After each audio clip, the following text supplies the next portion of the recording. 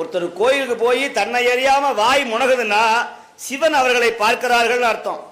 ஒருத்தருக்கு கோயில போய் போன் பேசணும்னு என்ன வந்ததுன்னா, அடுத்தவங்கள்ட்ட பேசணும்னு என்ன வந்ததுன்னா, இன்னும் அவங்க குடும்பத்துல பிரச்சனை இருக்குன்னு அர்த்தம். சிவனுடைய பார்வை கிடைக்கலன்னு அர்த்தம். கோயில வந்தா தன்னை அறியாமல் கண்களில் நீர் வரணும். கோயிலுக்கு வந்தால் உங்களுடைய மனம் சிவன்பால் செல்ல வேண்டும். கோயிலுக்குள்ள நுழைஞ்சா உங்களுடைய ஐம்பொறிகளும் ஒரே நேர்கோட்டில் இருந்தால் சிவன் உங்களை பார்த்து கொண்டிருக்கிறார் என்று அர்த்தம். இதை தயவு செய்து எல்லாரும் மறந்து விடாதீர்கள். இதை நான் சொல்லல, மணிவாசகர் சொல்லுகிறார்.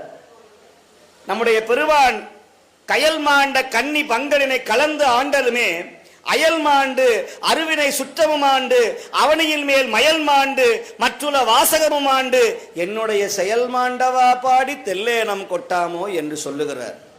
பூசுவதும் வெண்ணீரு பூண்பதும் பொங்கரவும் பேசுவதும் திருவாயா